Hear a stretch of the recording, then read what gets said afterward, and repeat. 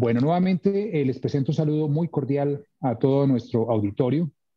Nos encontramos en el aula máxima de la Fundación Excelencia, Liderazgo y Transformación, un espacio ofrecido por Café Don Manolo, de manera muy especial para todos esos hombres y mujeres que han dedicado su vida a transformar el país y que continúan con ese espíritu innovador, ese espíritu comprometido con el cambio y la mejora de nuestro país de manera permanente. Este seminario ha sido diseñado en torno a el uso de la estrategia y de la táctica en el ámbito político, y la sesión de hoy ya es la penúltima sesión. Faltan dos sesiones más adicionales a esta. Tenemos el arte de la guerra de Sun Tzu aplicado a la dinámica de la vida política. Un saludo muy especial. Yo les hablo desde Café Don Manolo, que con mi familia patrocinamos este espacio con gran orgullo y por supuesto muy comprometidos con todas las personas que estén realmente buscando que nuestro país sea cada vez mejor, y como lo hace muy bien la Fundación Excelencia, Liderazgo y Transformación, y a través de nuestro presidente de la Fundación, el coronel Luis Alberto Villamarín Pulido. Mi coronel, el auditorio es suyo y estaremos atentos de su generosidad en compartirnos esta información el día de hoy. Adelante, por favor. Bueno, muchas gracias, mi coronel Carrascal. Muy amables, como siempre, a todas las personas que nos acompañan y nos honran con su presencia en este espacio académico de la tarde-noche de hoy, 9 de abril de 2021, en el cual disertaremos un poco de lo que es la aplicación del arte de la guerra del maestro Sun Tzu a la dinámica de la vida política colombiana o de la vida política del mundo. En esencia, si quisiéramos hacer una aplicación completa de lo que es este manual, naturalmente nos tocaría hacer un curso completo, porque cada frase, cada ejemplo, cada enseñanza que da Sun Tzu en la práctica de la guerra tiene una acomodación exacta, cala perfectamente dentro de la vida política, y todas sus posiciones, sus análisis son muy análogos con lo que es la vida política de los pueblos. Así es de que la sensación que nos va a quedar a todos hoy al finalizar esta charla es que quedamos iniciados, porque es muy, muy interesante esa relación que hay entre el arte de la guerra que plantea Sun Tzu y que se aplica en la buena política para conducir los pueblos como se debería hacer, con estrategia y con táctica, algo en lo cual fallamos en la humanidad, y se falla mucho desde la óptica de quienes queremos unos cambios sustanciales y desde luego mejores para el futuro de nuestro país. Comencemos por decir que Sun Tzu no se sabe a ciencia cierta si fue una sola persona, si fue un compendio que hizo alguien del pensamiento de varios generales. Algunos más osados y feministas dicen que fue una mujer, otros dicen que fue una persona que, estando presa, le dictaron todas estas reflexiones, otros dicen que fue un catálogo que se fue armando con el paso del tiempo. Sea como fuere, lo único cierto es que la enseñanza que nos deja para la vida política, para la vida militar, para la vida policial, para la vida social, para la vida cultural, para los negocios, para la interacción humana, para el liderazgo de grupos humanos en cualquier campo, es maravilloso, es enriquecedor y tiene una visión que orienta siempre hacia ser constructivos, a racionalizar recursos, a buscar el foco de las cosas y la razón misma de ellas. Bueno, entonces, entrando en materia, recordemos que durante todo este seminario, en los días anteriores, hemos visto la naturaleza de la guerra, hemos visto los principios de la guerra, hemos visto las tres operaciones clásicas que tiene la guerra, o las tres formas operacionales de actuar, que son la defensa, el ataque y los movimientos retrógrados, y que, con base en lo que ocurre en la humanidad, aparece una nueva forma que ha sido la guerra revolucionaria, que es la que veremos el martes, porque quienes han asistido al seminario en esta semana, pues van a presentar el lunes unos trabajos de los cuales hablaremos al final. Se organizan unos grupos y van a presentar unos trabajos sencillos sobre estos temas. Bueno, entonces tenemos que hemos persistido en esta semana en una frase de Mao Zedong, paréntesis. Mao Zedong era un gran lector y seguidor de las doctrinas de Sun Tzu, era un gran estratega. Lo único malo que tenía fue que fue comunista, pero en la parte de la visión del manejo de los recursos a gran escala y de transformar su país, indiscutiblemente es necesario estudiar y entender la vida de Mao Zedong, porque es alguien de quien se puede aprender mucho.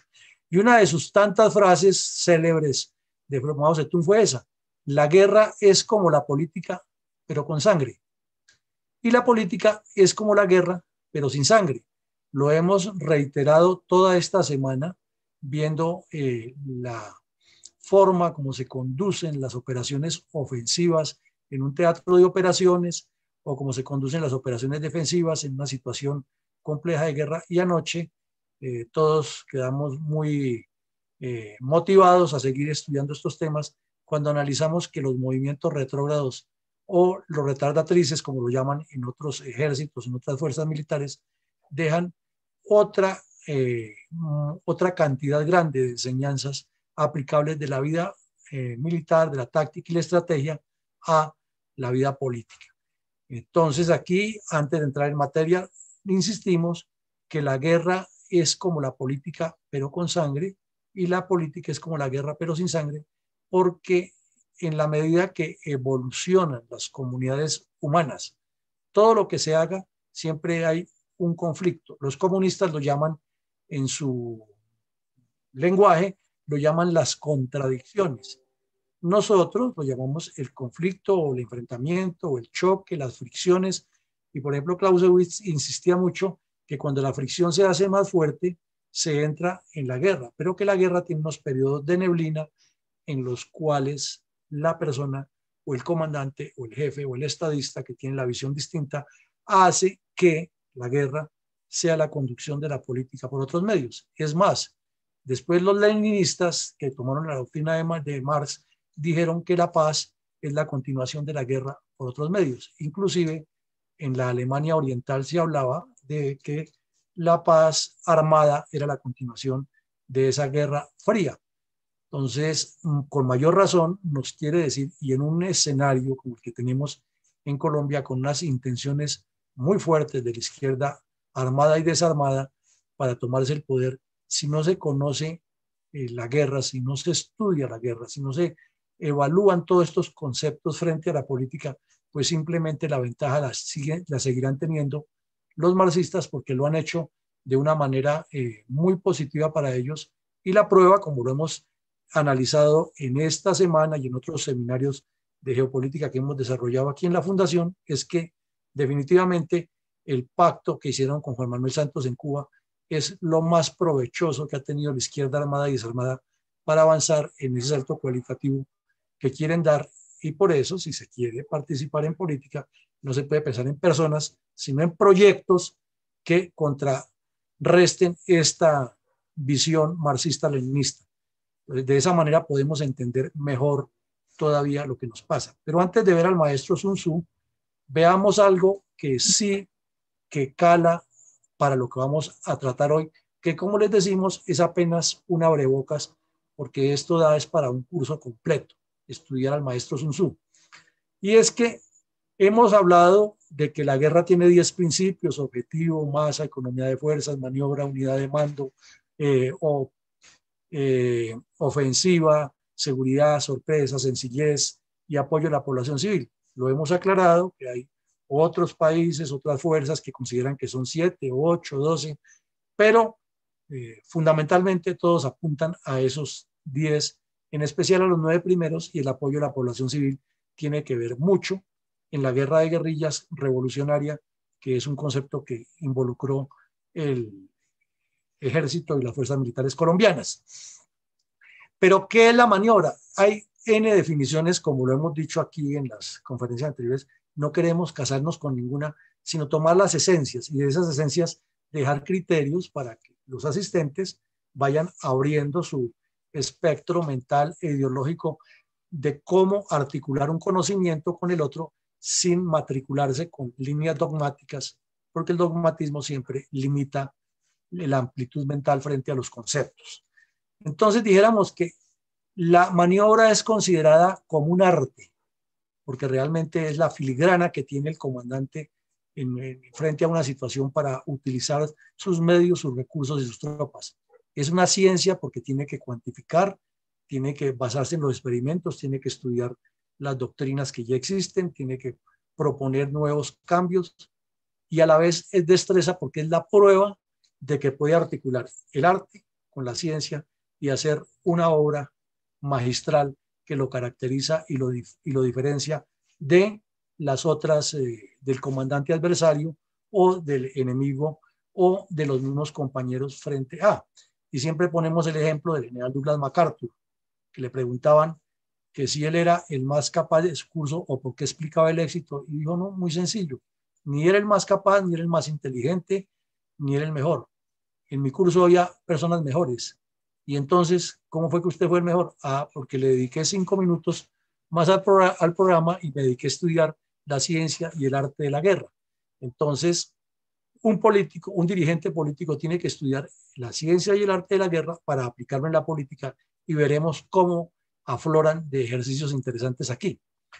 ¿Qué más es la maniobra? La maniobra se hace para utilizar la masa en combate, que la vimos en el primer día y la estudiamos aquí y nos quedó perfectamente claro qué es la masa, que no es montonera, sino es un manejo estratégico de utilizar las fuerzas de forma escalonada para golpear donde es, retirarse a tiempo y evitar pérdidas humanas, que es lo más valioso que tiene cualquier fuerza, sea militar, sea política, sea social, sea cultural. El ser humano hay que preservarlo ante todo. ¿Para qué más es? Para aplicar el otro principio que vimos y estudiamos aquí, que es el de la economía de fuerza. Es decir, para utilizarla en el momento y lugar decisivo, y lo hicimos las analogías y llegamos a esa conclusión. Pero ¿para qué más sirve la maniobra? Para llegar al objetivo. O sea, si se hace bien la maniobra, se llega a donde quiere llegar. Si se hace mal, pues llega al lugar equivocado, como la propaganda de televisión. Pero además, ¿qué otra característica tiene el principio de la maniobra frente a los demás principios? Es que es la forma de verificar in situ, en el terreno de los hechos, la sencillez, la seguridad y la sorpresa. Entonces ahora nos vamos para el campo político. Si la táctica y la estrategia no le dan al dirigente político que va a desarrollar una campaña y luego cuando está ya en el poder, desarrollar un proyecto de gobierno o un proyecto de presencia legislativa, debe tener o debe manejar un arte, el arte de dominar todos los elementos que están alrededor de él para hacer ¿qué? Utilizarlos con destreza y hacer esa obra maestra de filigrana que lo pone diferente a los demás, porque lo hemos repetido aquí hasta la saciedad. Primero, la responsabilidad de hacer política apunta a vidas de seres humanos y destinos de pueblos. No es simplemente para ir a ganarse un sueldo allá y para que le hagan honores y le digan señor presidente, señor senador, honorable, porque eso es hacer parte de la corruptela que siempre ha existido. Es llegar y presentar realmente un cambio, una visión distinta. Y es una ciencia porque tiene que actuar, como se llama en la gobernanza moderna, en lo experimental, o sea, tener datos cuantificados, asesorarse de personas que hacen estudios, que le entregan valoración científica de todo lo que hace. Entonces, maniobra porque tiene toda esa información y esa destreza. O sea que vemos que tanto en la guerra como en la política se necesitan las mismas condiciones. No es simplemente, repetimos y lo sostenemos sin rubores, decir que somos la verdadera derecha y que vamos a salvar el país, porque eso no conduce a nada. Es tener una estrategia y tener la capacidad de maniobrar. Y lo vemos, y en la guerra la maniobra tiene que ver con el objetivo, con la unidad de mando, con la economía de fuerzas, con la sencillez, la seguridad, la sorpresa. Quiere decir que la maniobra es la demostración estelar del político para demostrar que realmente merece estar allá y que tiene un concepto claro de qué es lo que va a hacer y no simplemente por ir a ocupar un cargo o argumentando X o Y motivo, porque poniéndose en el epicentro él y no su electorado. Lo repetimos, también lo hemos dicho aquí muchas veces, la persona importante es el electorado, no el candidato. Desafortunadamente en nuestro trópico se mira siempre al contrario. Entonces, si pasamos al segundo punto, ¿para qué hace la maniobra el señor tanto candidato como cuando ya esté en el ejercicio del poder? para mover esa masa en combate. Aquí el combate no es de tiros, no es de enfrentamientos, es mover toda la masa electoral, cómo concibe ese manejo estratégico, cómo concibe esa percepción. Lo que aterra es que militares y policías estudiamos todo esto en nuestras academias de una u otra manera y terminamos, cuando se hacen las campañas, contratando a entidades civiles a que hagan algo en lo que supuestamente somos expertos y debíamos manejar. Entonces no es sino trasladar esos principios del manejo de la masa en combate, cómo se manejaría en el otro combate, que no es de tiros, sino es de manejo de masas. ¿Cómo economizar la fuerza? Pues ya lo hemos visto todos estos días, que es utilizarla en el momento y lugar decisivo, y ese es el arte del buen político, y poníamos el ejemplo de Churchill, de Roosevelt, de Nixon, que fueron unos artistas para hacer ese manejo de la masa y economizar sus esfuerzos y utilizarlos donde se deben aplicar. Y desde luego es para llegar al objetivo. En la guerra es conquistar un objetivo, derrotar al adversario, y en la política es llegar a una posición de gobierno y ejercer el poder. O sea, la aplicación es perfecta. Ahora, cuando se hace en la política que se verifica in situ en la maniobra que está haciendo el candidato o ya en su ejercicio de poder, es si realmente lo que hace dentro de su proyecto tiene sencillez, seguridad y sorpresa. Si se sale de estos tres principios, pues está patinando y está cometiendo errores. Ahora, cuando los militares hacemos los planeamientos operacionales, que nos sentamos a pensar cómo hacer una operación mejor, siempre viene una duda. Ya se determinó el qué. Generalmente queda claro porque es la intención que viene del comandante de arriba o porque es la intención política del Estado. El ya, ¿qué se va a hacer? Ya quedó claro. Pero viene el eterno problema, el cómo. Y se trazan 1, 2, 3, 4 cursos de acción. Y esos cursos de acción siempre tienen que apuntar es cómo va a ser la maniobra. Entonces, en la política, ¿cuál va a ser en la guerra, cuál va a ser la maniobra para llegar al objetivo y conquistar el objetivo con la mínima cantidad de pérdidas de vidas humanas, ojalá ninguna? Ese es el cómo, ese es el objetivo en una maniobra. Lo difícil es cómo hacerlo sin que eso pase. Entonces, la maniobra, como ven, es el aspecto. Anoche decíamos que la unidad de mando era fundamental y esencial, pero hoy ya nos pasa como en los buenos vinos, que va pasando por la cata y cuando llega el último, claro, ya está embriagado, pero además termina sin saber cuál de los vinos, de los buenos vinos que cató, que probó, era el mejor, porque cada principio de la guerra es una cosa, es un elemento de un enriquecimiento intelectual, tanto para la guerra como la política, que se deben estudiar permanentemente. Los grandes estadistas, los grandes estrategas tienen sus libros de cabecera y los grandes generales siempre han tenido a Sun Tzu, a Clausewitz, a Moltke, porque cada frase, cada ejemplo de ellos le abren siempre esa reflexión si estamos trabajando con sencillez, con seguridad y con sorpresa. Y si ya sabemos todo eso, porque lo hemos estudiado en las academias, ¿por qué no lo aplicamos en la política? Porque no todas las personas de las reservas y del país conocen estos temas y entonces, por no conocerlos, no permitimos que los que saben manejarlos los dirijan, sino que cada quien quiere subir más de lo que le corresponde y no permite que se desarrolle un proceso de esto. Entonces, es una invitación a todos a que reflexionemos por dónde, y de eso va a tratar el ejercicio que vamos a poner más tarde, la tarea para que el lunes los grupos lo expongan, que estamos seguros que va a tener una gran afluencia de ideas y participación. Entonces, ¿para qué se hace el cómo y qué significa el cómo y en la maniobra? Es que de todos esos cursos de acción que se analizaron, se llegó a una decisión, claro.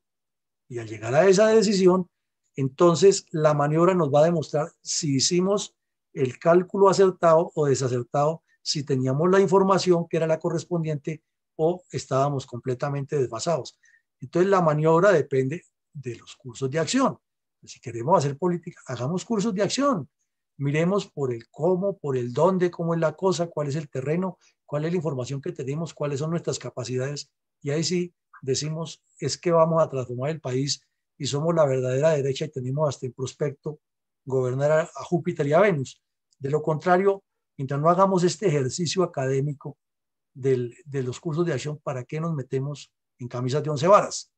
Bueno, en segunda medida, la maniobra, al desarrollar ese cómo, nos dice si realmente el trabajo de inteligencia que se había hecho en la guerra es el efectivo. En la paz, en la política sí que es cierto. Si realmente teníamos el conocimiento propio, el del adversario y el del entorno. Si no se tiene eso, es simplemente decir, no, es que yo me pego a tal partido porque es que ahí está el que me puede hablar. Y entonces, ¿a dónde estamos apuntando? ¿A más de lo mismo o queremos realmente transformar y crear una conciencia distinta? Es de reflexionar.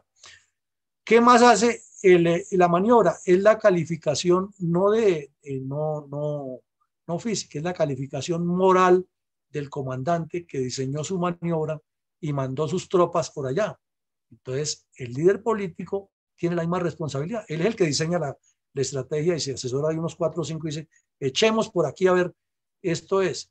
Entonces, cuando vienen los resultados del objetivo que es el día de las urnas o que es ya estando en el poder, sus proyectos, para que se los validen o se los rechacen, si no le salieron como era.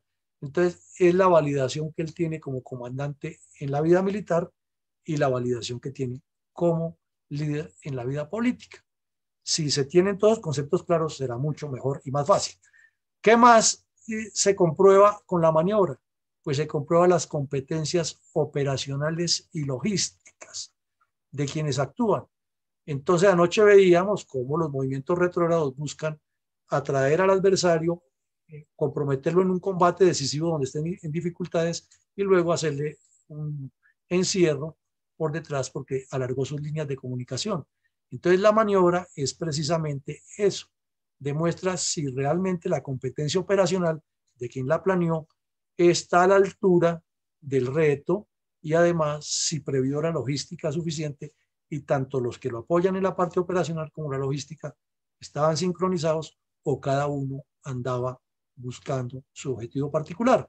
Entonces, por eso, en síntesis, antes de seguir, insistimos siempre que en las fuerzas militares en combate se necesita una doctrina clara, una identidad clara, unos conceptos muy claros y una línea de acción muy claros, porque la organización piramidal ya está dada. Pero falta que ese ser humano se identifique con eso. Y en la parte política tiene el mismo criterio, solo que tiene que aplicarlo con cultura organizacional, que es algo en lo que se falla en la mayoría de los partidos del mundo. Y en el caso específico de la reserva, no nos ruboriza decirlo, que es el gran problema que hay. No hay cultura organizacional, sino lo que hay es ambiciones personales paralelas y simultáneas de todo el grupo, sin entender que esto tiene una construcción y que tiene este proceso que estamos viendo aquí y que hemos visto a lo largo ya de un año en una cantidad de seminarios y de análisis de temas sobre esta situación. Bueno, pero además la maniobra es una manera de incentivar la moral combativa de las tropas en la guerra. Y en la política, una buena maniobra, un buen manejo de una estrategia, de una táctica, de una línea de acción, de unas técnicas por parte de un dirigente puede ser el mejor estímulo que tienen sus tropas, que en este caso no son soldados ni policías con fusiles, sino son ciudadanos que tienen a su líder que los guía. Pues por ahí es que marca la pauta, la buena maniobra. Pero cometemos el error que se comete en la reserva y en muchos grupos. Lancémonos a la vida política, que eso todo el mundo vota, y no tiene ninguna estrategia, ni táctica, ni un plan de operaciones, ni una maniobra clara, y luego acude a la disculpa más sencilla, es que la reserva no es unida, sí, pero ¿qué maniobras, qué actividades realizó para que se unieran? O sea, ¿cuál era mi proyecto realmente? ¿Qué es lo que yo estaba vendiendo para que esto pasara? Eso en la parte electoral. Y en la parte de gobierno, lo mismo. Porque si ya una persona que ocupa un cargo se va a dedicar a lo mismo de siempre, a las componendas, a los amigos, los contratos y el 10% y el 20% y las nóminas paralelas y todas esas porquerías que hacen aquí, pues simplemente está con más de lo mismo. Entonces va a tener el problema de que entra dentro de ese círculo y no va a causar un efecto distinto porque su maniobra no es diferente a lo que hay. Lo decía el maestro Einstein, si hace siempre lo mismo, los resultados serán iguales. Entonces, esa es otra característica que deja la maniobra y que nos pone a pensar ahora el señor Sun Tzu cuando lo veamos. Ahora, es la dinámica, la maniobra es la dinámica para derrotar al enemigo, pero ya vamos a ver que no se trata de volverlo trizas y desaparecerlo, sino es desbaratarle su estrategia y quitarle la voluntad de lucha. Entonces, en la política sí que tiene aplicación eso, porque no se trata de que un partido derrota al otro y lo vuelve trizas y entonces los vamos a desaparecer como ha sido la forma política en Colombia de la polarización, sino es cómo se hace para venderle la idea que en la próxima elección, ojalá todo esto se pase para acá, porque vieron que nosotros tenemos un proyecto. Entonces no es simplemente ubicarse en el cargo, porque sí, sino es qué proyectos tengo yo para llevar y cómo voy a maniobrar con todo el esquema para que estos proyectos cojan fuerza y garantice tanto mi continuidad como la proyección de algo serio, de Estado, de cambio. Lo demás es seguir en lo mismo. Bueno, y por último, que ya lo veremos con el señor Sun Tzu, este de los factores MET, misión, enemigo, tiempo y terreno. La misión, pues, es el calco de maniobra que lleva una tropa para cumplir una misión. Es el plan que lleva completico.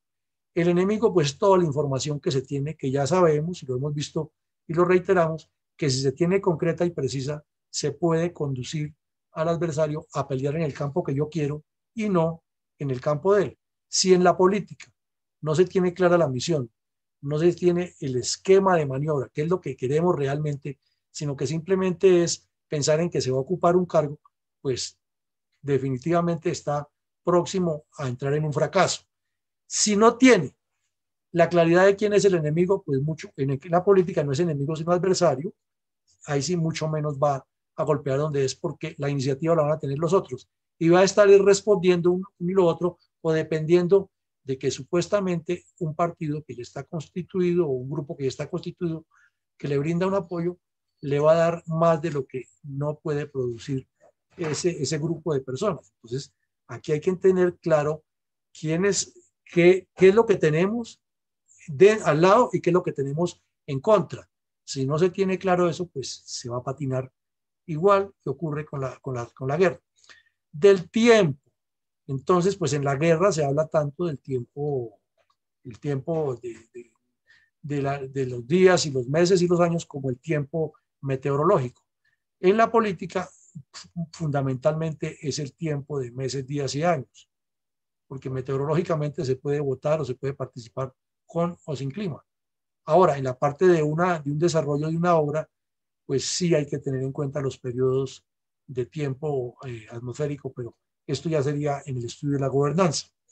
Y el terreno en la guerra es si es pantano, si es montaña, si es plano, si es selva, etc. Y en la política es cómo es la descripción de ese escenario sociopolítico donde va a ser el trabajo. Entonces, en síntesis, para entrar a ver al señor Sun Tzu, que ya lo estamos viendo hace rato y no nos hemos dado cuenta en toda esta instrucción, es que la maniobra es el mecanismo que tiene un comandante para demostrar lo que vemos aquí, su destreza, su conocimiento de la inteligencia, su capacidad de articular la logística con la operación, su capacidad para demostrar el liderazgo dentro de sus tropas. Y si le vamos pasando uno por uno al lado de la política, es lo mismo, pero con otros términos. Entonces nos queda claro este punto. Bueno. Ahora sí ya entremos a ver al señor Sun Tzu, porque, como les digo, desde el principio de la charla, para no hacerla tan larga y para permitir la participación de ustedes, él comienza su obra planteando esto: ¿qué debe ser la guerra para un Estado? Y miren lo que dice él, es el dominio de la vida o la muerte. Claro, la vida o la muerte física. Pero si hacemos una reflexión tranquila y pasajera, no es lo mismo la guerra, ya digamos, no la guerra con fusiles, ni con pistolas, ni con granadas, sino la guerra que se presenta en los periodos electorales y en el ejercicio del poder, porque la guerra continúa en el ejercicio del poder con las oposiciones, si no es de vida o muerte política, no de vida o muerte física del ser humano, sino si es un dominio de vida o muerte. O sea, por eso les decimos que cada frase que este señor escribió es para reflexionar, reflexionar y proceder en consecuencia. Entonces, así de entradita en el comienzo del libro nos dice que la guerra para un Estado debe ser de vida o muerte. ¿Por qué? Porque es la supervivencia misma de lo que él dice ahí debajo, o es la pérdida del Estado, es la pérdida del imperio, lo dice él en sus frases. Porque en ese tiempo, cuando se escribió ese libro, estamos hablando de imperios. Aquí estamos hablando de estados, estados-naciones, pero es igual. O sea, el proyecto que se mueve por medio de una, de dos, de 50 maniobras, de las que sean necesarias, tiene unos objetivos. Si no se tienen objetivos, pues simplemente no llega a ninguna parte. Y esos objetivos apuntan a que el Estado tenga supervivencia. Si un partido político que esté en el lado correcto quiere participar en las elecciones, es porque tiene unos objetivos para sostener la existencia de ese Estado. Entonces, si sus objetivos fracasan, puede poner en riesgo la existencia de ese Estado. Por eso decimos y persistimos y reiteramos que es que hacer política no es simplemente para que lo vean allá o para ocupar un cargo, para ganarse un sueldo u otras, sino es para responder por vidas humanas, por proyectos de Estado, de nación, con muchos seres humanos y para responder por el destino de comunidades. Porque es que no se puede mirar con miopía la política aquí en lo que está pasando, sino que tiene que ser como el comandante estratega en el área de operaciones que mire en profundidad hasta dónde llegan las granadas de artillería y a dónde llegue el apoyo de la Fuerza Aérea con todo su potencial para golpear en profundidad y hacia futuro. No es simplemente acomodémonos aquí, que esto está bien para nosotros y hagamos parte de los que están bien y que el conglomerado esté mal, porque ahí tenemos ese grave problema que nos lleva al punto número 3, que es forzoso manejar bien la guerra en la situación militar. Pero si es forzoso manejar bien la guerra, sí que es cierto que hay que ser forzoso manejar bien la política, porque si no se maneja bien, entonces nos dice Sun Tzu que no reflexionar seriamente alrededor de es dar una prueba de culpable indiferencia frente a la conservación del Estado o la pérdida de valores. Entonces miremos que cuando alguien se lanza a la política, está siendo parte de una célula que integra a su vez un cúmulo de células y ese cúmulo de células integra un órgano y ese órgano integra un cuerpo que se llama Estado. Entonces volvemos a la frase de siempre. Por un clavo se pierde una herradura, por una herradura se pierde un caballo, por un caballo se pierde un caballero, por un caballero se pierde un reino y por un reino se pierden todas las guerras. Entonces, o viceversa, porque se pierden todas las guerras y por todas las guerras se pierde un reino. Entonces miremos que aquí el señor Sun Tzu nos lo dijo hace 3000 años y no lo hemos aprendido ni en la política, en muchas ocasiones en la guerra, es que una sola unidad de la política, sea un grupo humano, sea una persona, sea un senador, sea un alcalde, sea un personero, sea un concejal, quien esté ejerciendo un cargo público que falle, puede ser la brecha y el boquete para que por ahí se filtre el agua y se riegue con mucha fuerza y destruya todo lo que hay.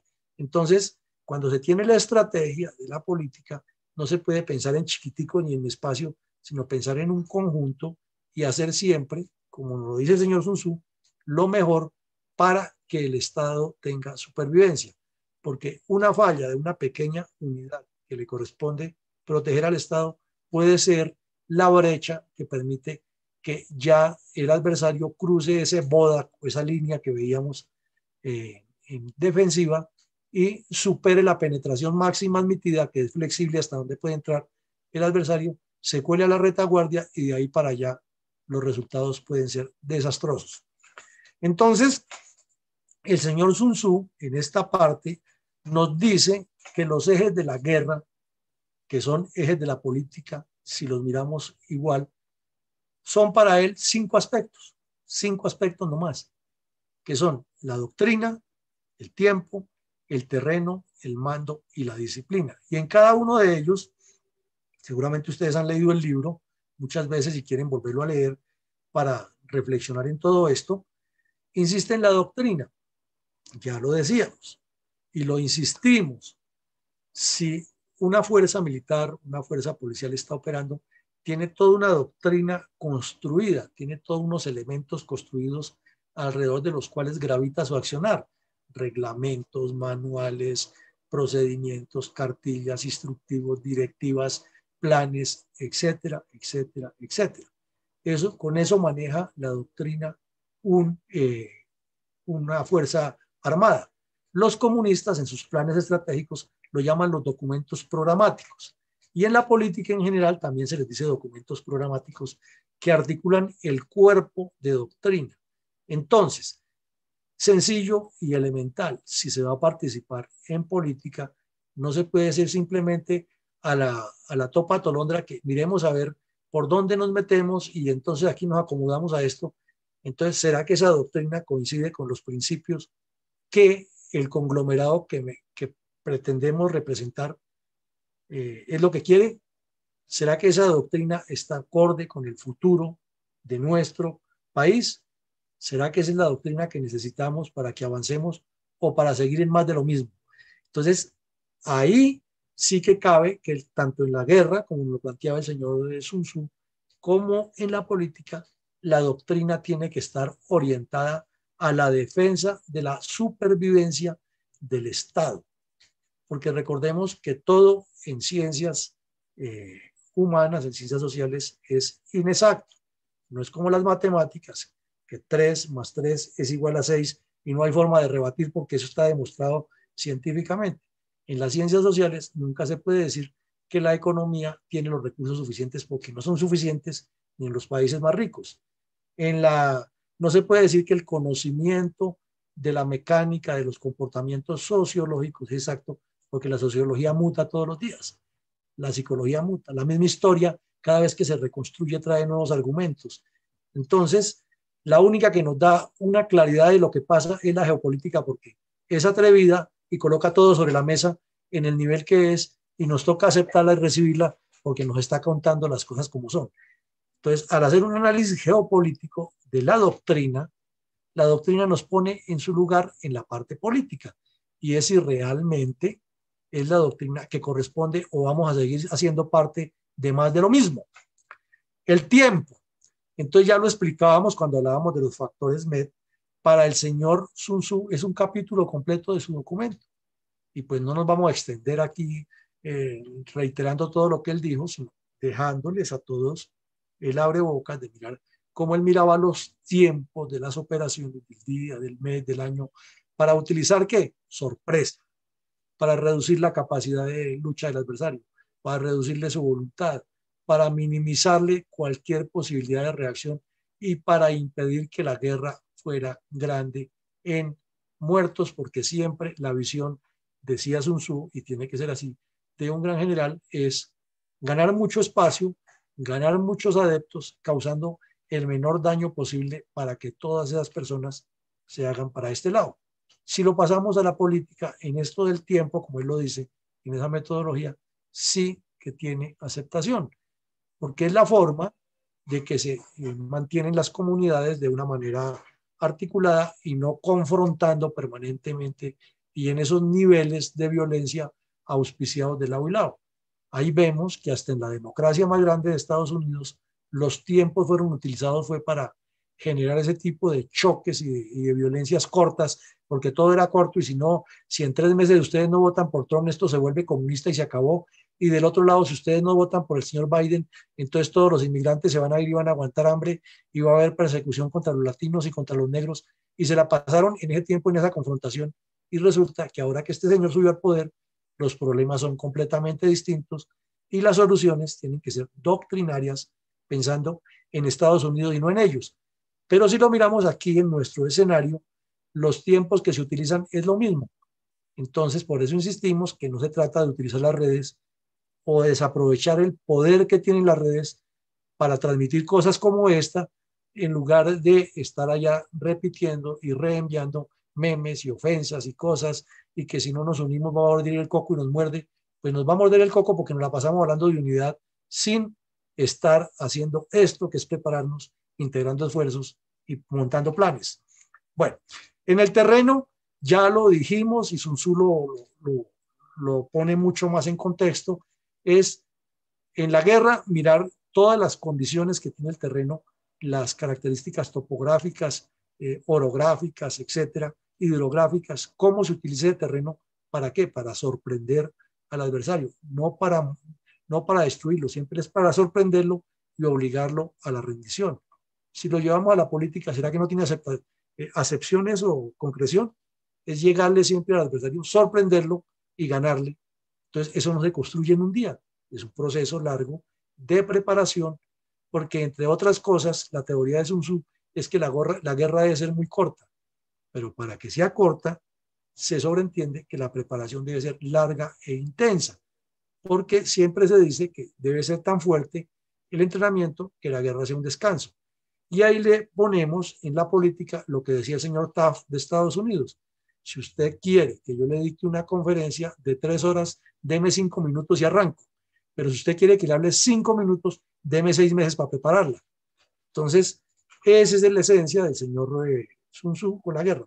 La guerra debe ser relámpago, corta, debe ser muy breve. Y los resultados tienen que ser para que se prolonguen en el tiempo. Y desde luego una preparación adecuada en lo que es y mirando el espectro siempre amplio para tener la información suficiente.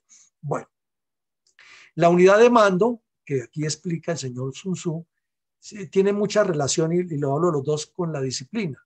Y él une, pues aunque lo separa en su escrito, une los dos conceptos y permanentemente habla de las visiones que debe tener un mando, las visiones que debe tener un soldado, la forma de operar, e insiste algo que es fundamental: el soberano no tiene por qué meterse en las decisiones militares. Si lo llevamos a la política, entonces quiere decir que después de que se estructuran los niveles, de responsabilidad, las directrices deben ser claras, pero no las decisiones de abajo tomarlas desde arriba, porque va a generar desorden y todo lo que viene.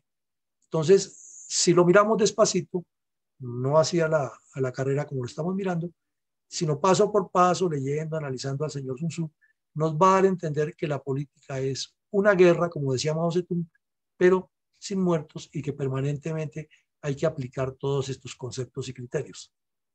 Bueno, ahora miremos lo que decía el señor Sun Tzu a grandes rasgos. No es que aquí esté todo lo que él dice, sino queremos enfocar unos aspectos frente a la conducción de las tropas.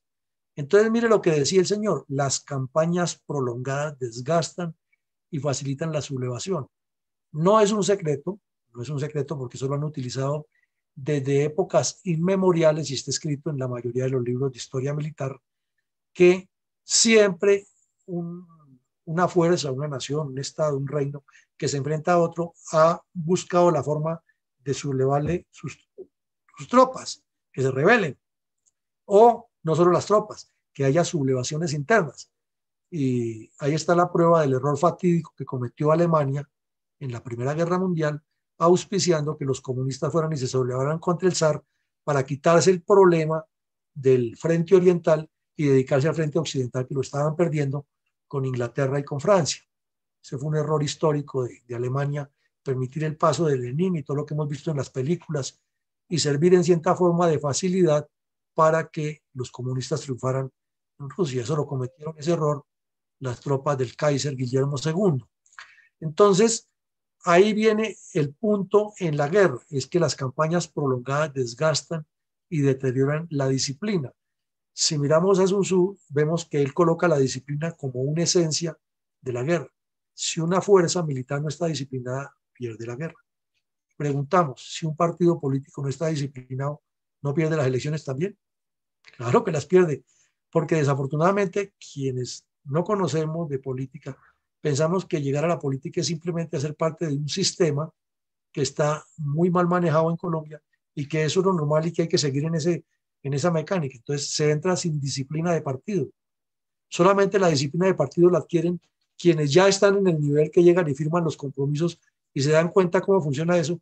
Pero de ahí para abajo, como no ha habido esa formación ideológica y esa formación permanente, que, paréntesis y sin echarnos flores, es lo que está haciendo la Fundación hace rato, entonces simplemente no hay un contexto de educación y de cultura organizacional. Entonces hace que las campañas se puedan volver prolongadas y desgastantes por una razón, porque el líder político va a tener que devolverse, como decía Álvaro Gómez, a lo fundamental y está tratando de sostener esa masa. Y entonces, como no hay una educación permanente con cartillas, con documentos, con videos, con charlas como esta, con eventos enfocadas a lo que busque el partido, entonces toca recurrir a lo que se hace en Colombia, a la corruptela, a repartir mermelada, a repartir puesticos, a tener al, al jefe que le consigue los votos juntándole la mano, y así lo único que hacemos es dinamizar un procedimiento que va mal y está facilitando la sublevación, que quienes le están haciendo, ya todos la sabemos. Entonces los que están al otro lado no es que estén haciendo maravillas ni que tengan proyectos, sino que aprovechan esa debilidad, porque Sun Tzu lo insiste mucho en su esquema: ataque las debilidades del enemigo, no se ponga a pelear donde es fuerte porque va a perder, ataque donde sea débil y lo vuelve loco. Y como las avispas, pique aquí, pique allá, y desafortunadamente si miramos en los últimos 60 años, los comunistas, que no son una maravilla, han vuelto el país como está y han hecho que esa campaña prolongada de desgaste exista, y es la campaña en que los partidos de derecha no han salido del mismo esquema de repartir mermelada, de hacer compras, y sale un gobierno y critica al otro, y después de que vienen los análisis, pues son contados los gobiernos que han hecho cosas diferentes, porque por lo general los otros han estado dentro de ese esquema. Aquí analizábamos dentro de las conferencias la etapa de los años 50 con el plan Curry, la misión Lebret, la misión de la CEPAL y el plan Lazo. Lo estudiamos aquí y nos dimos cuenta que desde siempre ese ha sido el problema.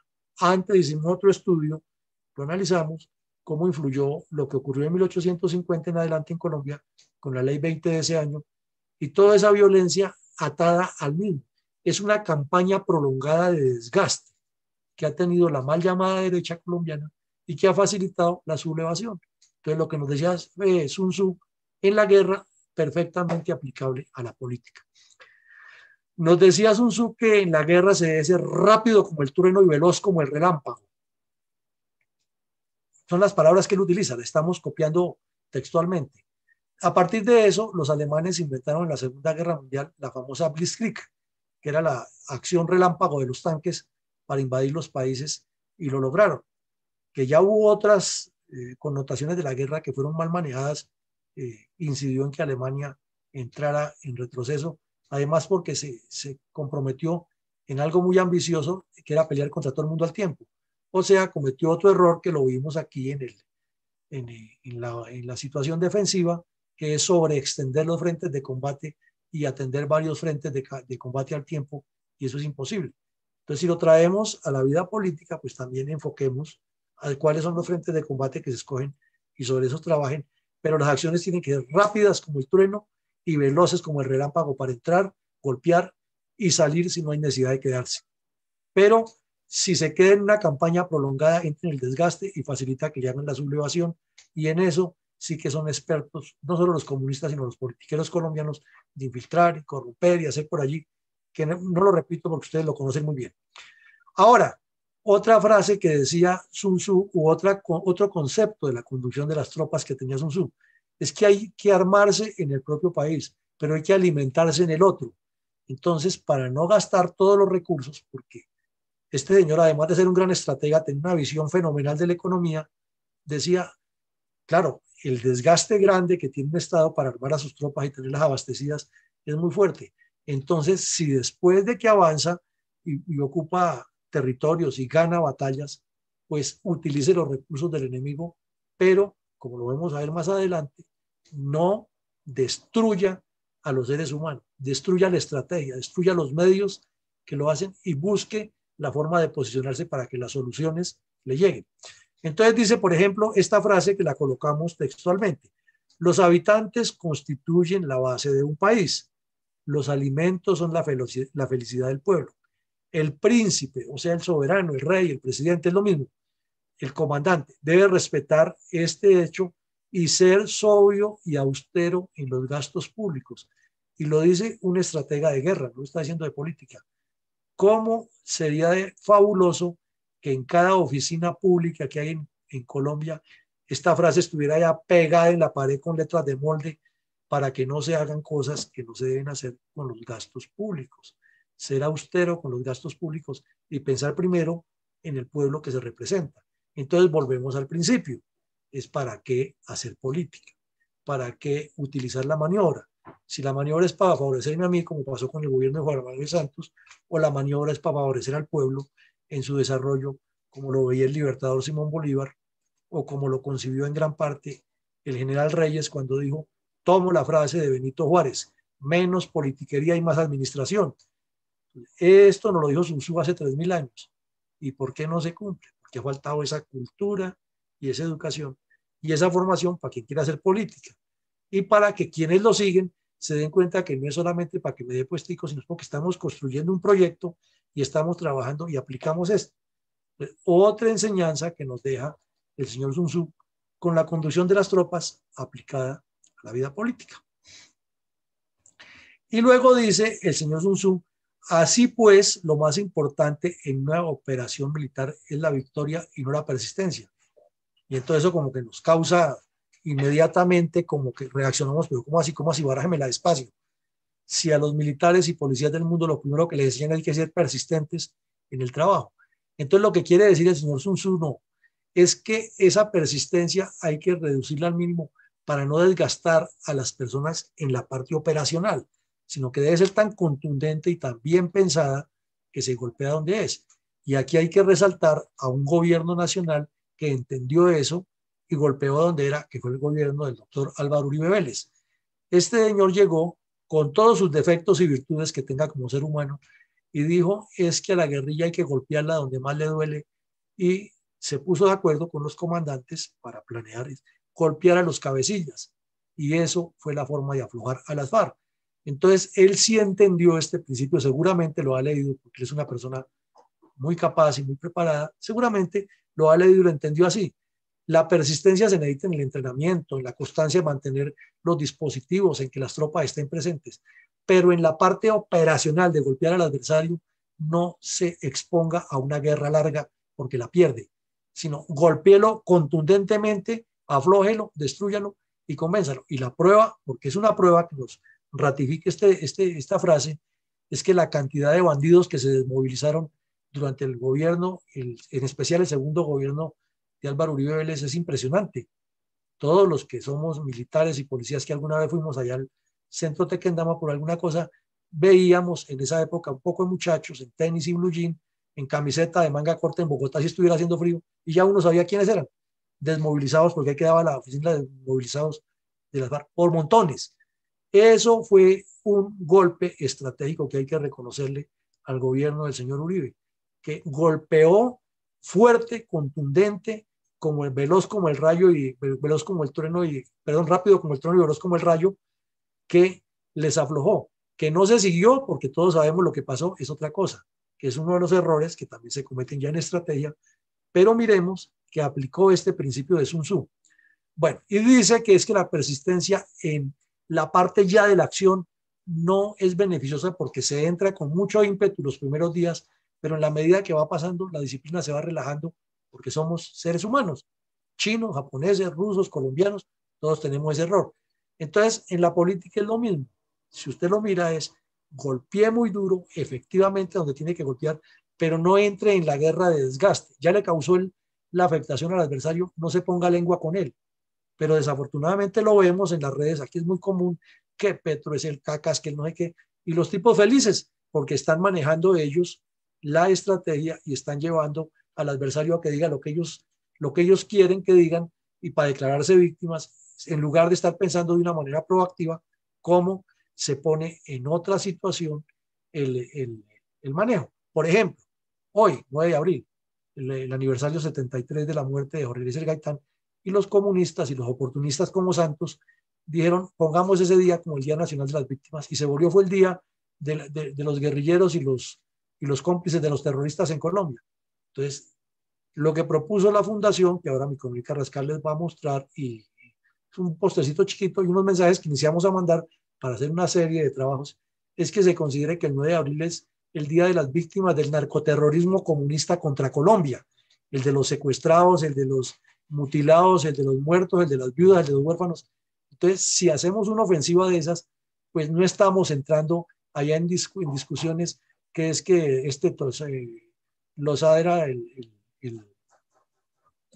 que Lozada era el violador y que le decían tornillo y que no sé qué. Entonces, aquí lo vemos. Sencillo y directo, es el primero, no es el único, una serie de mensajes que vamos a mandar. 9 de abril, Día Nacional de la Memoria y la Solidaridad con las Víctimas. ¿Cuál es víctima? Ya lo dijimos. El muerto, el herido, el lisiado, el que quedó con secuelas de la guerra, el secuestrado, la esposa del secuestrado, el huérfano del asesinado, el huérfano del desaparecido. Pero es que eso tiene que ser una estrategia.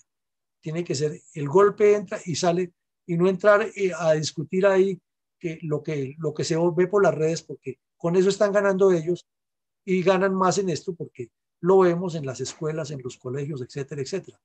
Y si lo miramos desde la parte jurídica, allá es donde hay que pelear eso y no tanto en ese desgaste de que yo dije y tú dices. Bueno, entonces volvemos a la ayuda y decimos que otra frase que decía el señor Sun Tzu, y sí que es cierto, un ejército es como el fuego y si no lo apagas se consumirá por sí mismo. Los soldados de aquí y de cualquier parte del mundo son entrenados para la guerra y para dar soluciones militares. Ese cuento de los ejércitos multimisión y toda esa cosa no cabe sino por allá en una imaginación garciamarquiana. Un ejército está entrenado y debe ser preparado es para entrar en combate y para resaltar los valores de un país y defender la seguridad nacional. Un ejército no está ni para que sea bombero, ni para que recojan basura, ni para que se paren detrás del politiquero de turno a hacerle honores. No, eso no es una función de un ejército. Entonces, un ejército es como el fuego, es una cosa que está ardiente todo el tiempo. Y cuando se utiliza para una acción militar, pues no puede dejarlo eternamente allá porque pasa lo que pasó en Colombia, con una guerra prolongada de desgaste, que de tanto desgaste se va desnaturalizando y va metiéndose en situaciones complejas. Por eso decimos que esa decisión que tomó el señor Uribe de golpear en los centros neurálgicos de la guerrilla era la que se necesitaba hace 30 años y el problema no se hubiera prolongado tanto. Entonces no es como dicen los comunistas que las soluciones sociales y políticas, sí, eso es un problema de la política que también se hubiera combatido estructurando y haciendo esto que estamos haciendo hoy, de sentarnos todos a reflexionar cómo construir un país y analizar la estrategia y la táctica y no seguir en la misma mecánica de que queremos hacer lo mismo que haya con el cuento que los otros son malos, pero ojalá me dé la oportunidad a mí para hacer lo mismo. Bueno, miren esta otra frase que deja Sun Tzu ya para terminar lo que estamos hablando hoy. Es mejor conservar a un enemigo intacto que destruirlo. Pero ahí volvemos al buen uso de las frases. Intacto no quiere decir que no se le haga nada y que mejor convivamos, no. Es lo que está diciendo es que cuando usted opera le cause la menor cantidad de bajas posibles, pero lo rodee de tal manera que quede completamente conquistado y subyugado, porque usted ganó mentes y corazones y va ocupando un espacio más grande. Entonces dice que capturar a los soldados para conquistarlos y con ellos dominar a sus jefes. Entonces, un ejército sin soldados, pues puede tener jefes muy brillantes, pero no tiene a quién mandar. Y lo que dice es eso, conquistemos a los soldados y claro, habrá muertos y habrá combates y habrá propaganda y todo lo que tiene una guerra. Pero lo que él está diciendo es que entre más rápido se conquisten los soldados, más rápido se deshace el ejército adversario y la derrota es más segura. Si miramos, en cierta forma, el libertador Simón Bolívar en la campaña libertadora aplicó exactamente eso que vemos cuando cruzó por Arauca y comenzó a meterle tal presión a los españoles que si hacemos un análisis tranquilo y mesurado, realmente los que entraron a Bogotá fueron muy pocos de los que salieron con él desde Venezuela, porque muchos murieron de frío, otros se devolvieron, otros se enfermaron y quedaron lisiados. ¿Y qué hizo Bolívar? Con ese terror que les metió esa sorpresa a los españoles, los hizo echar para atrás, echar para atrás, echar para atrás. Iba recogiendo por el camino a la gente. O sea que realmente en la batalla de Boyacá no estuvieron todos los que entraron desde Arauca, sino que estaban los que iba recogiendo por el camino. Pero fue tal el impacto psicológico que produjo en los españoles que cuando llegó a la batalla hizo el río Teatinos e hizo la maniobra y lo rodeó los tipos se entregaron y cayeron 39 oficiales con todas sus tropas, que después Santander, que era el hombre de las leyes y cumplía los códigos, los fusiló en cumplimiento de los códigos. Pero bueno, esa es otra parte de la historia. Lo que hizo Bolívar fue que capturó los soldados, porque muchos soldados realistas, que eran españoles y no otros sí nativos, pero que estaban al lado realista, terminaron pasándose para el lado de las tropas de Bolívar, porque veían tanto la imagen de ese proyecto y de esa maniobra que estaban convencidos de que los había derrotado. Y por eso la batalla de Boyacá no fue sangrienta. Realmente no hubo sino 13 muertos y unos cuantos heridos, pero fue tal el impacto psicológico que logró y transformó no a Colombia, transformó un continente y al mundo, porque fueron, después de Estados Unidos, las primeras repúblicas que hubo aquí, inclusive Colombia, la Nueva Granada, fue república antes que Francia. ¿Cómo les parece? Y Francia es el país de la política, de los derechos humanos. Pero si lo miramos en la historia, Colombia se consolidó primero como república que Francia, porque recordemos que Francia entró en la guerra con Napoleón después de la Revolución Francesa, luego lo del Napoleón III y todo lo que hubo allá, hasta que al fin se consolidó como república. Y Colombia fue consolidada como república mucho antes que Francia, que es el país de los derechos humanos y de la política y de todas las cosas que se atribuyen a ellos. Bueno, otra frase de Sun Tzu aquí ya casi para terminar. Practica las artes marciales. Calcula la fuerza de tus adversarios. Haz que pierdan su ánimo y dirección, de manera que aunque el ejército enemigo esté intacto, sea inservible. Esto es ganar sin violencia. Y si cogemos esta frase y miramos punto por punto, en la política, será, señores y señoras, que tiene una forma de calar exactamente. Pues claro, porque además la última frase es la más cierta en la política. Es ganar sin violencia, es ganar sin confrontación, es ganar de tal manera que el adversario quede convencido que ojalá yo me pueda pasar para allá.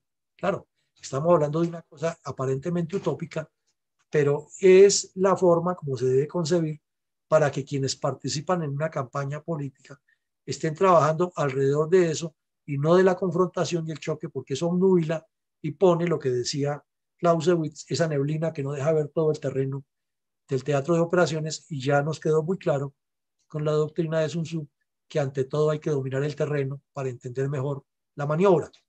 Y por último, si destruyes al enemigo y matas a sus generales, asaltas sus defensas disparando, reúnes a una muchedumbre y eso es para un territorio, todo eso es ganar por la fuerza, pero no ha ganado lo más importante, que son las mentes y los corazones. Entonces, como conclusión, porque esto es muy largo y ustedes se dan cuenta que hasta ahora estamos comenzando a analizar el libro, pero se nos irían horas y horas, no queremos abusar de ustedes. Tomamos una frase del señor Sun Tzu que decía, planteaba una cuestión hipotética para 100 batallas y decía, si conoces a tu enemigo y te conoces a ti mismo, tendrás toda la posibilidad de ganar en 100 batallas. Segundo, si te conoces a ti mismo, pero no conoces a tu enemigo, ganarás 50 de las 100 batallas, o sea que ganarás en 100, en 50 y perderás 50, o sea, no hizo nada, un desgaste terrible. Y se cumple su ley, su fundamento de que no se puede desgastar en campañas que no van a producir. Pero dice alguna más grave, si no te conoces a ti mismo y tampoco conoces a tu adversario, perderás las 100 batallas que te enfrentes. Entonces, para reflexionar y pensar respecto a lo que tenemos en Colombia y los intereses, intenciones que hay de formar movimientos, de participar en política. ¿En cuál de los tres escenarios de Sun Tzu estamos? Conocemos al enemigo perfectamente y nos conocemos a nosotros perfectamente. Si eso es cierto, ganamos 100 batallas. Si nos conocemos a nosotros mismos, pero no conocemos al enemigo, que es muy usual, podemos ganar 50 de las 100. Entonces entramos en el campo de ese desgaste permanente y permanente y permanente que lleva a perder algo que él lo dijo muy clarito, que es la disciplina. Y si se pierde la disciplina, se pierde el mando. Y si se pierde el mando, no se controla el terreno. Y si no se controla el terreno, no hay doctrina. Entonces miren que los 5 principios que él ponía, aplicación. Y tercero, o estamos en el escenario de que no conocemos ni al enemigo, ni nos conocemos nosotros mismos, pero queremos botarnos a la topa tolondra a hacer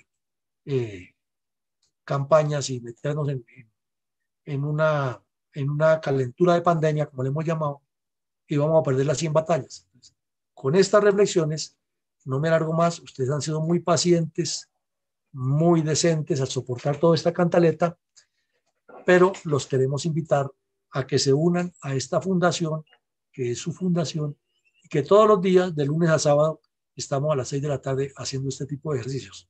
Mi coronel Carrascal, usted tome el mando del avión, usted es piloto y experto.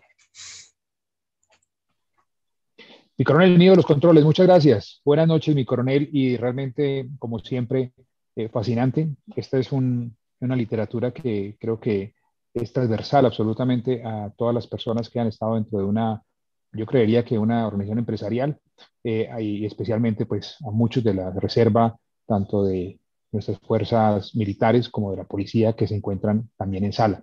Agradecerles a todos, son las 7:15 de la noche, de hoy viernes, abril 9, tenemos una sala bien nutrida el día de hoy.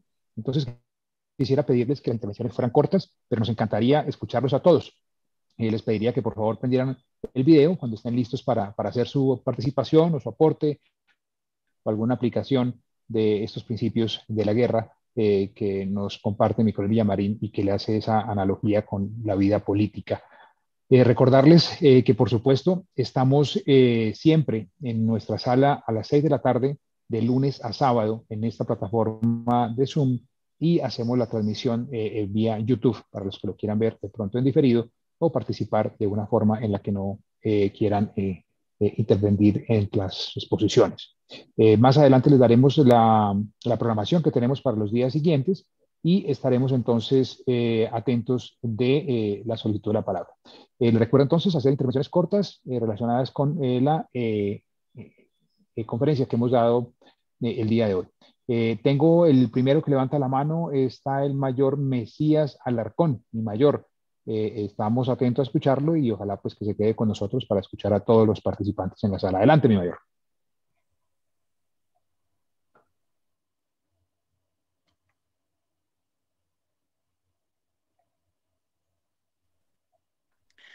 Mi coronel Villamarín, muy buena noche. Mi coronel Carrascal, muy buena noche. No había Te escuchamos. podido hablar antes porque no podía activar mi micrófono. Primero que todo, pues fue un interesante ejercicio académico y yo quiero solamente hacer una cosa muy sencilla.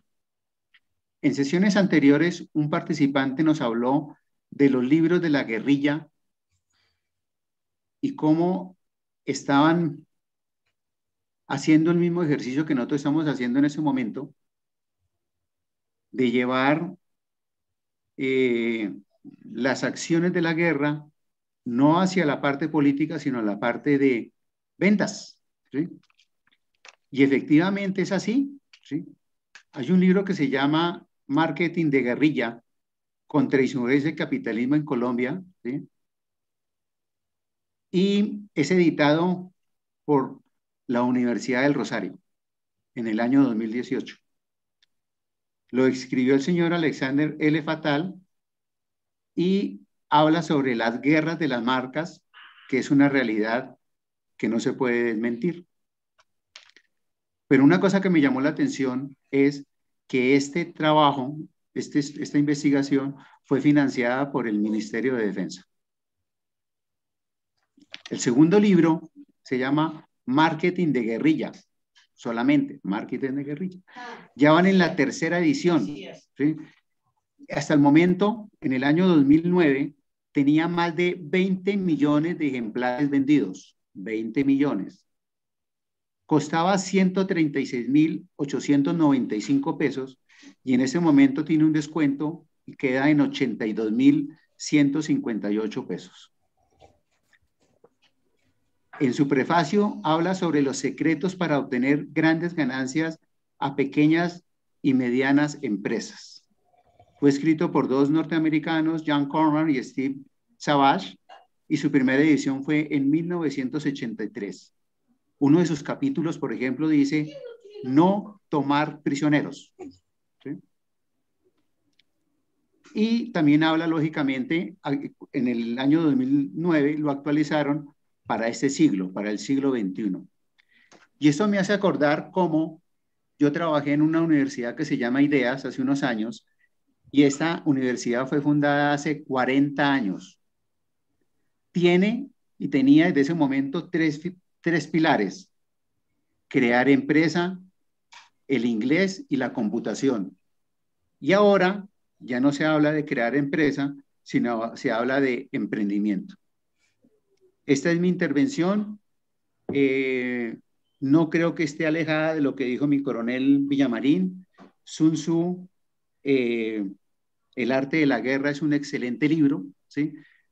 Pero ese cuenta cómo la guerrilla, ¿sí?, a veces nos lleva un poquitico de ventaja en la cuestión académica. Un libro que ya tiene 20 millones de ejemplares vendidos y que está en su tercera edición, es algo que me pone a mí a reflexionar. Muchas gracias y con mucho gusto estaré atento a quedarme hasta las 8 de la noche aquí en el aula virtual, en el aula máxima virtual de la Fundación. Muchas gracias. Mi mayor, muchas gracias por su participación. He consultado.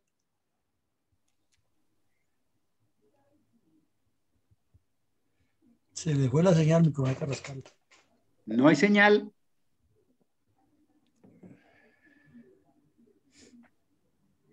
Ya hay señal. Bueno, creo que tuve un link un salto del internet. Mi mayor, muchísimas gracias. Le agradezco mucho su participación. Seguimos De nada, mi entonces coronel. adelante. Con mucho gusto, mi mayor. Seguimos entonces. Tengo varias damas en sala. Sería muy interesante escucharlas. Trataré de dar un recorrido por todos y tratar de escucharlas, por supuesto. Pero empezaré entonces, para no abordarlas del principio, sino que estén listas, pero le doy la palabra inicialmente. Sergio Moreno, tiene la palabra, por favor. Sergio, si quieres hacer alguna intervención, algún aporte para la charla del día de hoy. Sergio, adelante.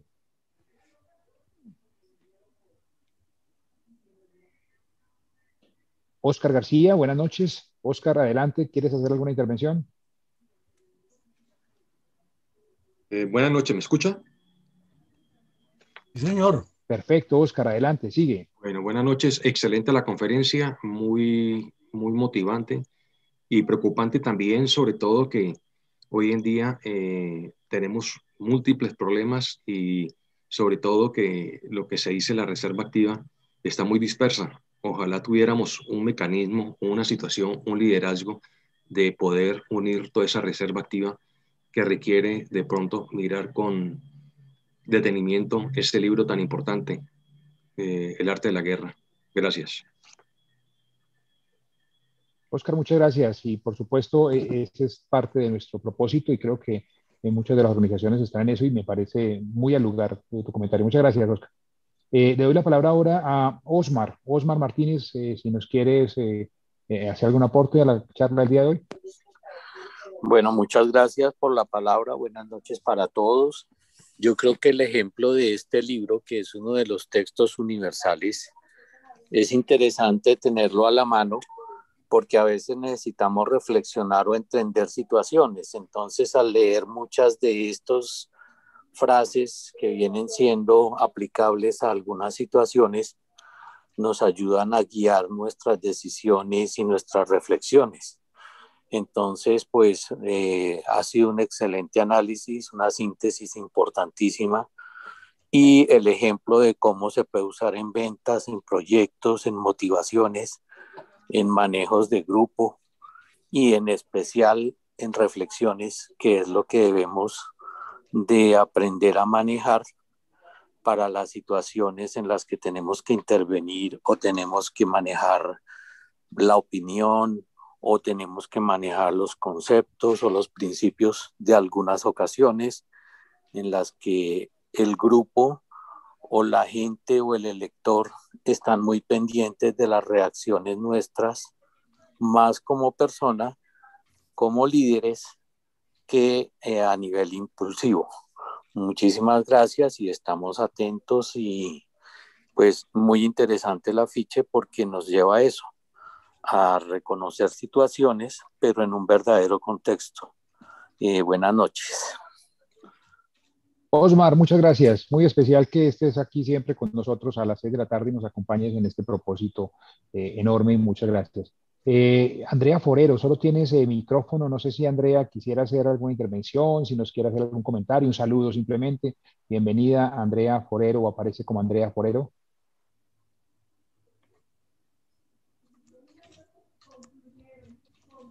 Pendiente entonces de Andrea. Andrés Izaza. Adelante, Andrés.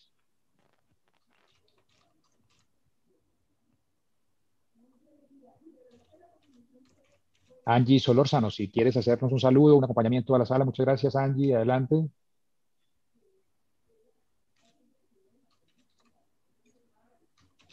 Bueno, continúo entonces.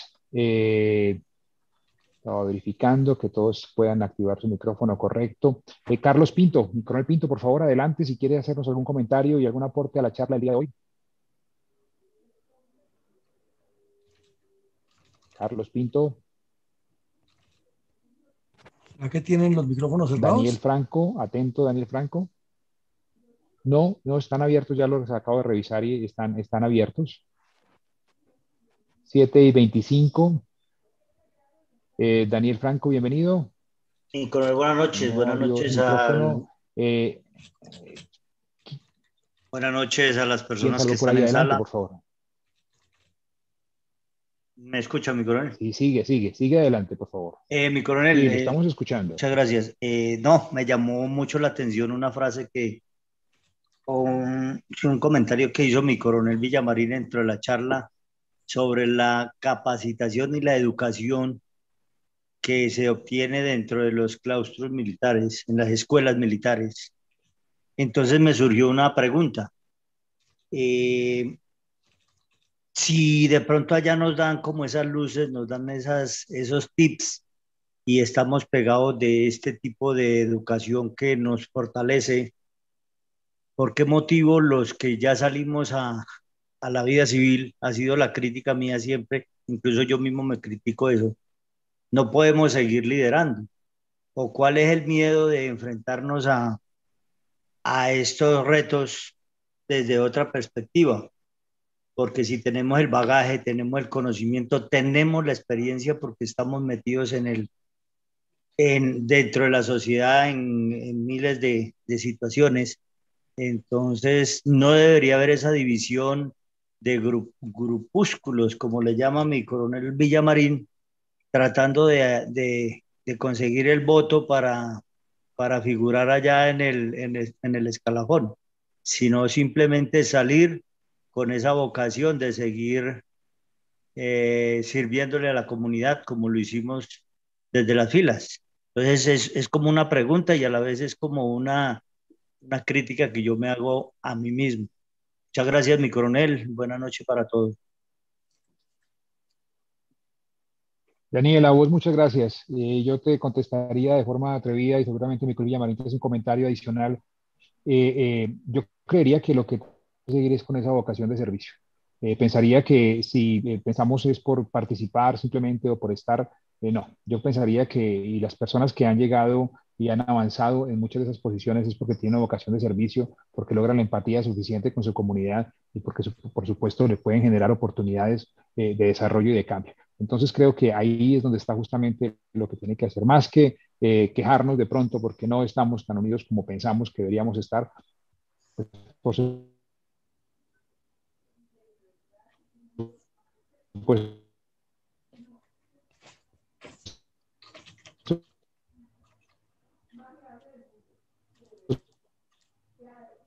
Pierde la señal, mi coronel.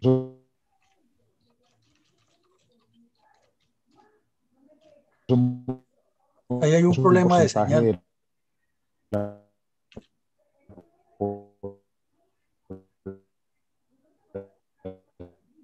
Problemas de audio, mi coronel Carrascal. Se le pierde el audio.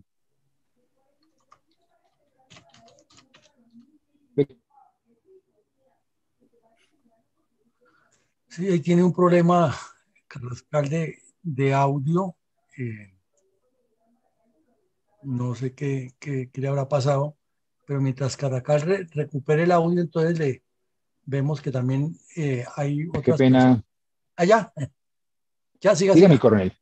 No, siga usted, que estaba diciéndoles que iba a dar la palabra a otra persona, pero siga usted.